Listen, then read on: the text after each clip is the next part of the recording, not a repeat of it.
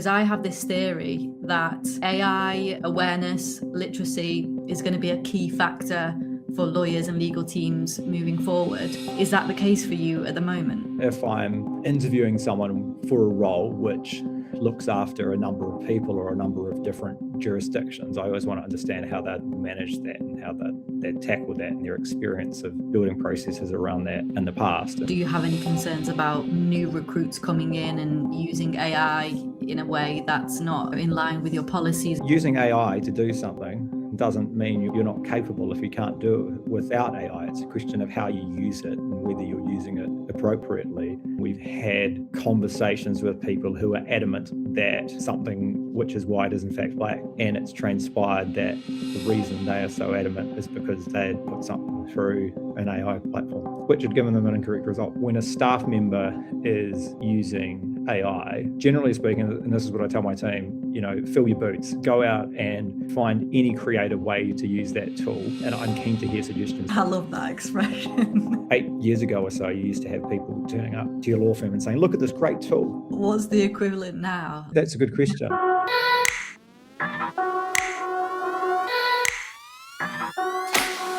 In this episode, I'm talking with William Findlay, Head of Legal Regulatory at Revolut. He leads the group regulatory team within the legal department. If you want to understand how AI is transforming legal teams from the inside out, this episode is for you. So, Will, talk me through your process. If we were to step inside your legal and compliance team within Revolut, what would we actually see? How do people feel about AI? What's being talked about?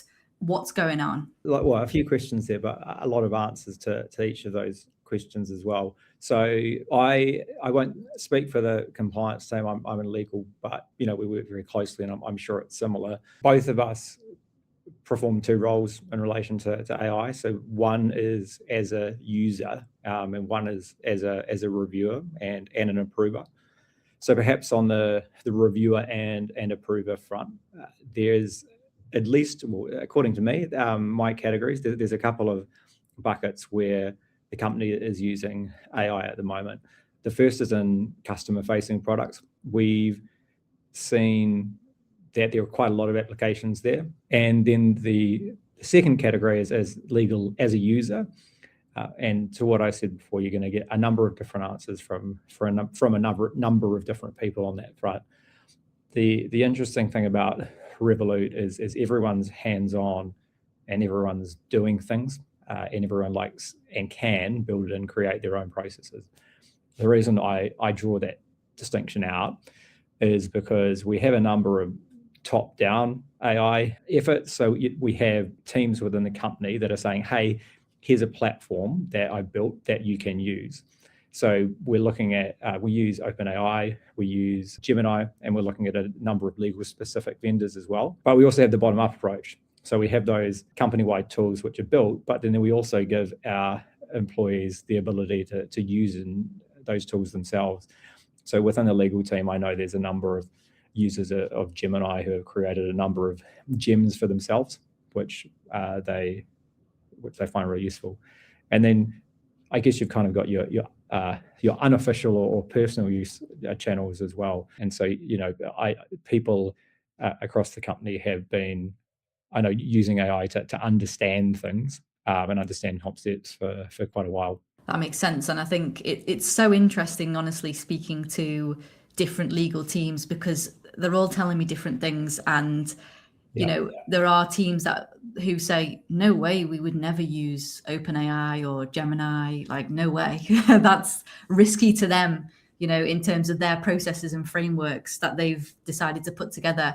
But at the same time, there's kind of different frameworks, on AI governance within different teams, and different companies. So it's interesting hearing that actually, you guys are using things like this. Yeah, you're right. I have the same difference when I speak to people.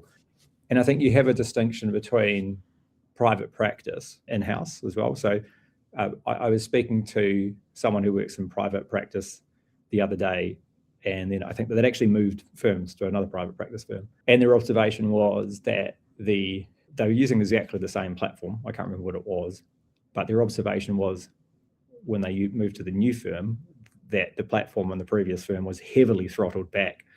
And so much functionality was taken away that they didn't say they didn't find it useful, but they certainly found it a lot more useful at their new firm. That's always an interesting calculation for private practice lawyers, because as you said, people will say, well, this is super risky, we couldn't do that.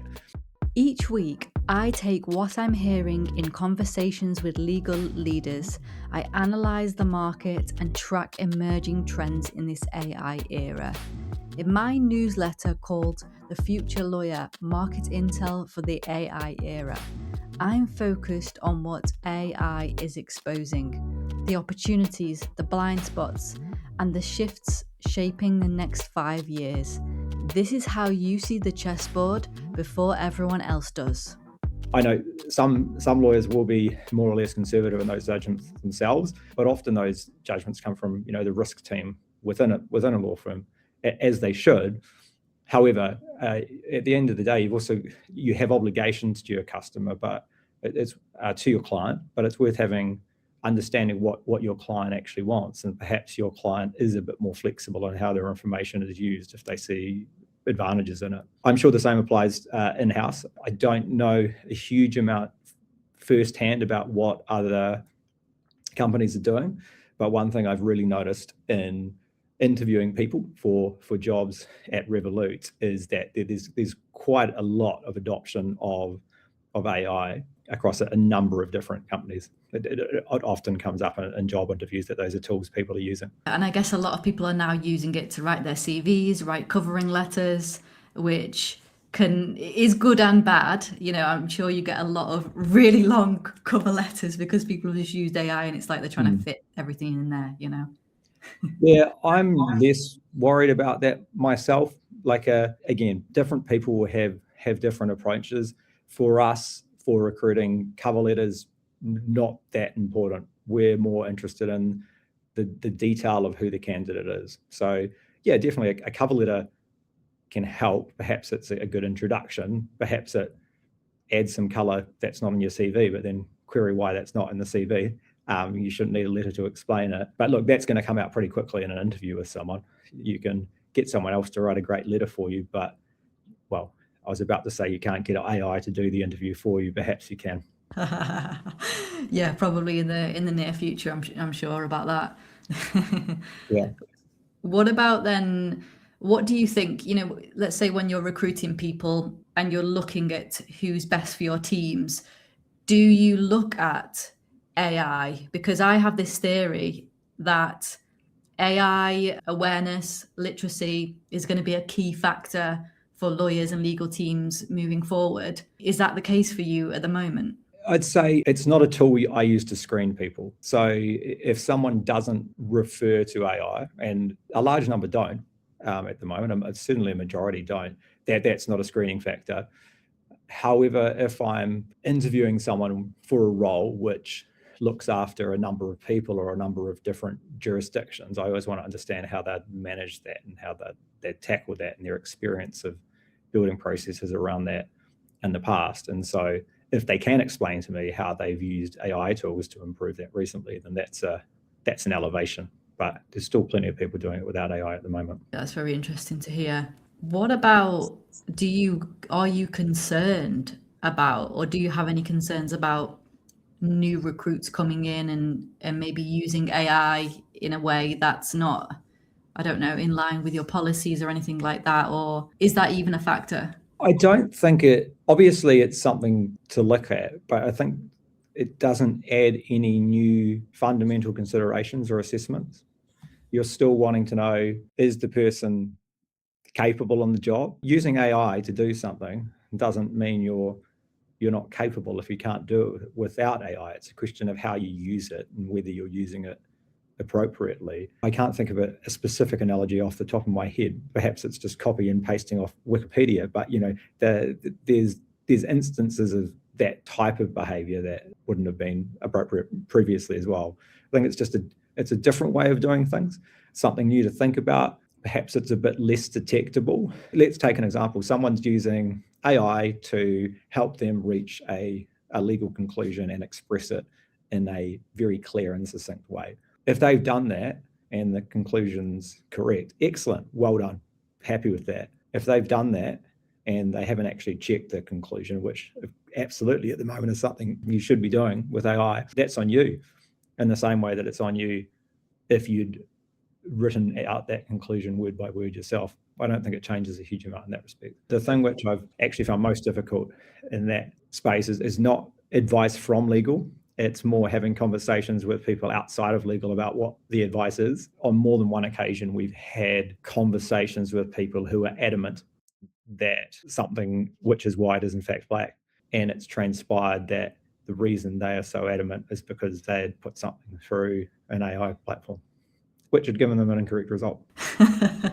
Yeah, it's, somebody said it's kind of like the Wild West, and it kind of is out there. It's a bit of a free-for-all. People are using it for all sorts of different things, and then people who aren't aware of it or how to use it responsibly are thinking that everything it says is completely accurate. And we've seen cases and all sorts. It's just crazy, isn't it? It is. Again, it's not that similar to dealing with people. If you've got a new tool in your team, it's exactly the same as having a new person in your team. If someone's coming in and they're sounding really confident and they're expressing things really well, then that might be excellent, or they might just be overconfident, and you've just got to test that in the same way. Yeah, true. Yeah, I like that analogy. The analogy I often use, because it's been my experience, is some chatbots, you can give them a question and say, well, what do you think the answer is? And they'll say, well, Holly, this is the answer. This is absolutely the answer. And here's what you need to know. And it will be expressed in a really confident way. It'll be a bit, be quite charming. It will be well articulated. And then maybe if you chip away at that and ask some questions and identify some issues, and this is what ChatGPT has done to me before. It said, oh yeah, you're right. That is correct. But what I said was still correct because I'd answered this other question. So you can still rely on me. I'm still pretty good at what I do. But yeah. I know. Yeah, it's so frustrating because it'll also say, oh, now I get what you're saying. Now I get what you're actually asking me. And it's like, as if it was your fault. Yeah, it kind of gaslights you.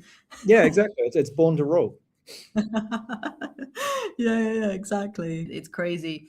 But I think a lot of lawyers are obviously confused, overwhelmed, worried, not sure about the future.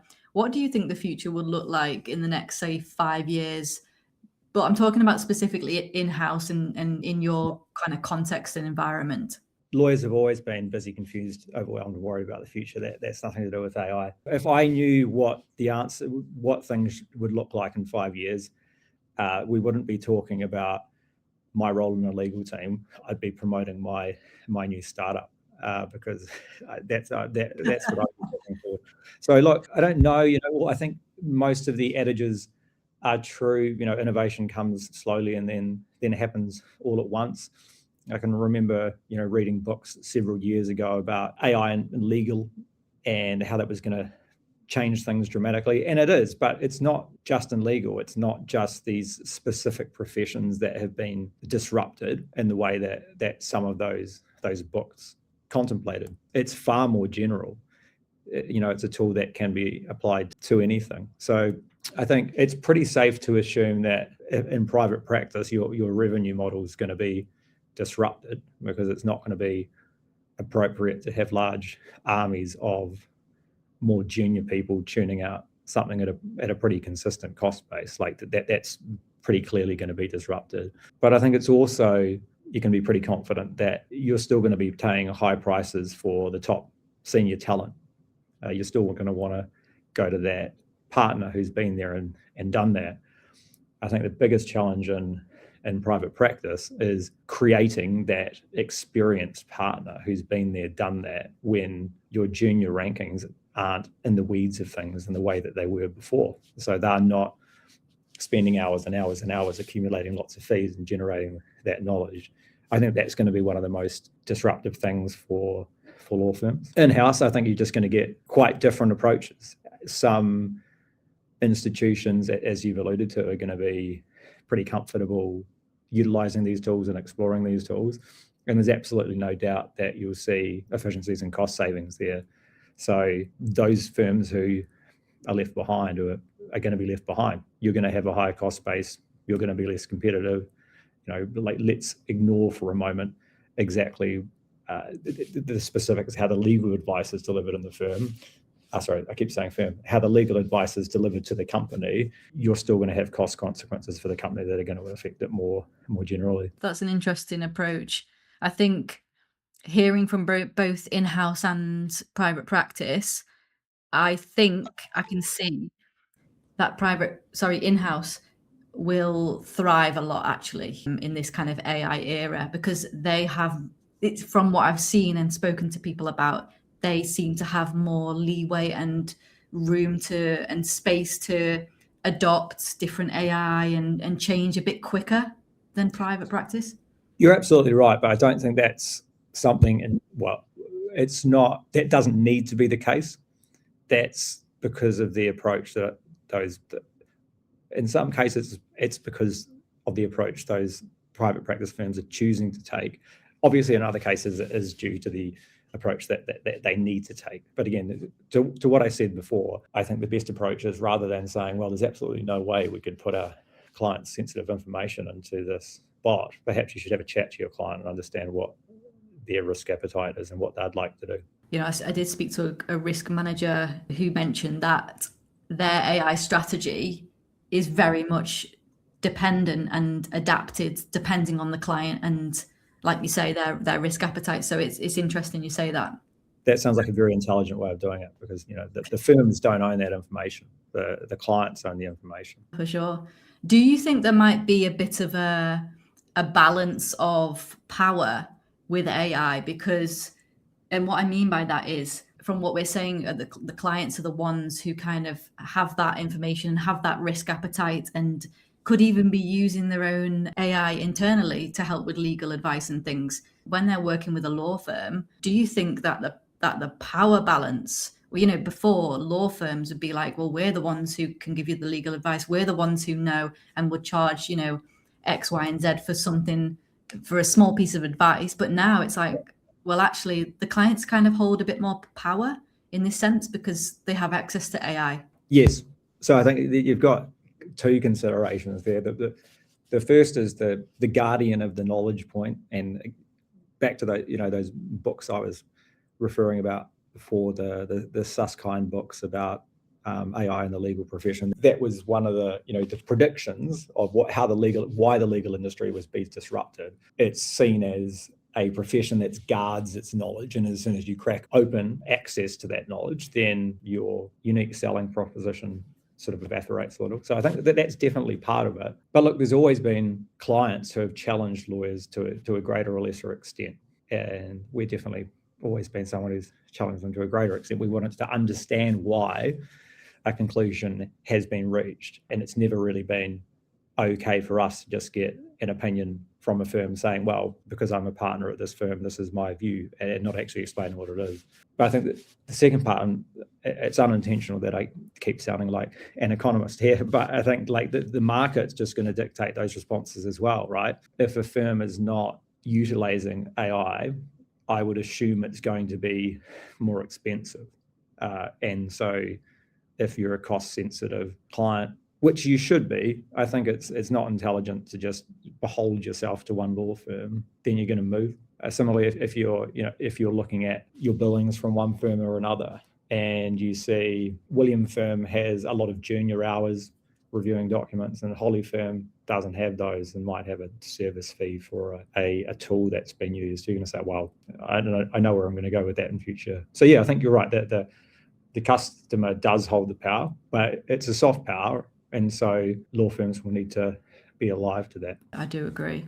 So moving back to AI within your team, how do you decide what tools to use or to accept people use within your team? On a case-by-case basis. So I think obviously you've got, when looking at tools at a platform level, you've just got some relatively basic foundational questions. So the types of things we were talking about before, it effectively boils down to what data are we sharing with this model, and is that appropriate, and are we comfortable with the protections in place? There's a number of different considerations you might want to go into there. So if you're again, they're commercial, so I'll stay away from that. But if you're sharing a lot of information with a model, then that's something that you want to consider. How much value am I giving this model and teaching it, and what am I getting out? Then it's just, in terms of how you use it, it's a matter of looking at things on a case-by-case basis. And so going back to my examples before, when a staff member is using AI, generally speaking, and this is what I tell my team, fill your boots, go out and find any creative way to use that tool. And I'm keen to hear suggestions. I always say to the team that just because you're doing something one way, it doesn't mean you should be doing something one way. If you find yourself thinking, God, why has William got me doing this? This is a rubbish process. Then I want you to tell me, and I want to change that process, and you should all be empowered to do that. And that's the message I try to share with AI. I'm really encouraging the team to think about what are the things that are taking up time in their day, and how might we be able to use tools to help them with that. And the assessments there's relatively easy, because as long as you've set up those frameworks correctly, you should be able to allow those staff to play, because ultimately as I said before, they're judged on their output. The internal applications are obviously more complicated. So if you have a process which has been done forever by a human, and it's a process that you need to go through to meet a regulatory obligation, you've got to make sure that when you're replacing that person or persons with an AI tool, you're confident you're going to go get the correct outcomes. But how do you measure those correct outcomes? Because more than often, you find that when you put a AI process in place, it is faster than a human, it's more accurate than a human, and it's more reliable than a human. And so let's say, hypothetically, we have a success rate of 97% of the artificial process. That's pretty good. But then if you go and speak to an external party about that, they might say, well, this means that it's not correct in 3% of the cases. How are you comfortable with that? When in fact, if you look at any human process over a large scale, there's probably going to be, I'm making up numbers here, so don't infer any numbers into our processes, but I think you'll often find that the human error rate is higher than the machine error rate. And so that just becomes quite a difficult justification conversation sometimes. It's interesting what you say as well about allowing your team, and as you say, fill your boots. I love that expression. Yep. It's true. I've been saying to them, well, look, these are the tools, they can help you. Let's see what we can do. Yeah, I think it's a great approach. I really, really do. And I found that a lot of in-house teams are approaching it like that. But on the flip side, private practice, it's like, no, because it's more from a fear place, whereas in-house seems to be more from a curiosity place, Yeah, absolutely. And look, I'm sure there's many people in private practice firms who are curious. Yeah. They just have constraints under which they are operating. I do agree. There's, I'm not speaking for all. It's a generalization, but the ones the ones I've spoken to anyway, that's the consensus. But obviously, you're in a regulated, a different type of regulated area. Within fintech. How do you decide when AI is saving time and a real benefit to use, and when it becomes a bit riskier? I know you've mentioned data, but are there any other kind of factors that you consider? So I think the analogy I've just given, I was kind of thinking about our regulatory obligations when I gave that. So, when you're having those conversations with a regulator about a regulated process, those are the types of considerations that you're balancing. To generalize, what a regulator wants to see is they want to make sure that you're meeting your regulatory obligations, and you've got processes and controls in place to make sure you're meeting those obligations, and that any decisions that you take in relation to changing any of those things go through an appropriate governance process. So if you apply that assessment to AI tools, you can justify the use of those tools based on those metrics, and the way that I described before, error rate versus error rate. But of course, it's never that simple. So it is about looking at the circumstances of exactly what's going on. Like, what are the specific pieces of process that you're looking at? What's going to happen if something goes wrong with one of those processes? What's the newspaper headline test?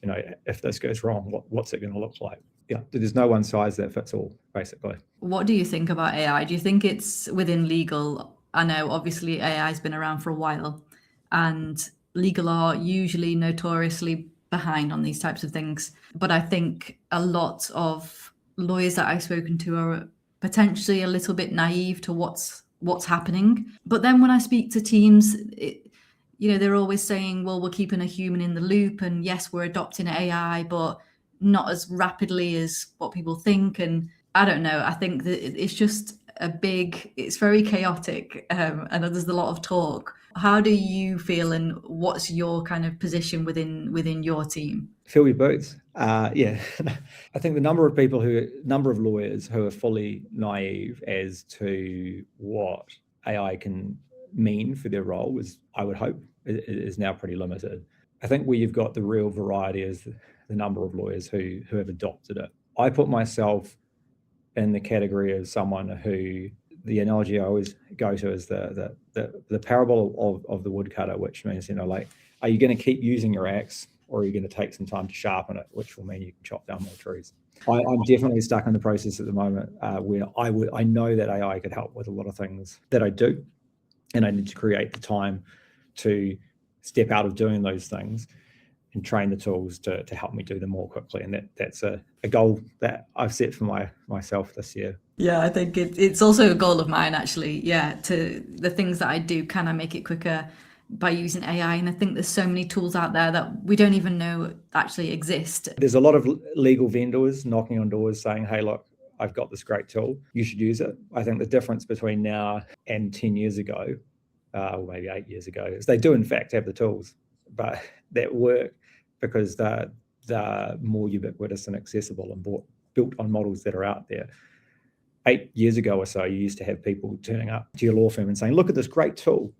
Here's what it can do. And the first question you would always ask is, well, have you built the tool yet? And normally the answer would be no, but if you're our client, we definitely can. What's the equivalent now? Like what are they doing? I'm not sure. That's a good question. Maybe these people are using AI to build their tools. So there isn't such an equivalent at this time. Yeah, there are so many tools out there, and I think internal teams, within firms, are using tools that are already available, like your team. So yeah. I think it's so tricky now. I think the market is really definitely narrowing, but there is room for these tools. It's a very interesting time, I would say. It's really interesting to just have conversations with people about what they're using AI for. This isn't exactly work related, but it was a conversation with people at work. The most interesting example I've had is someone who said they use ChatGPT effectively as a guidance counselor. And I said, well, what do you mean?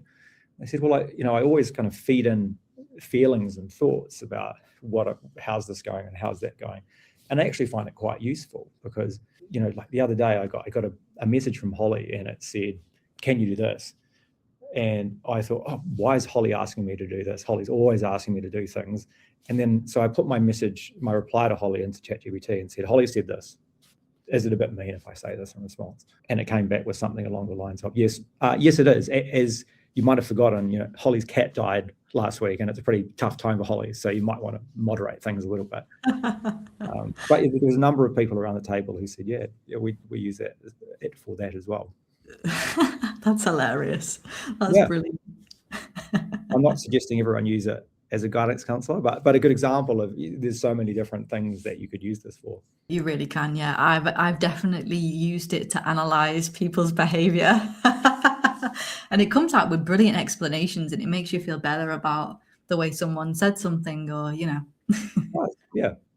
it's helpful. Yeah, it is.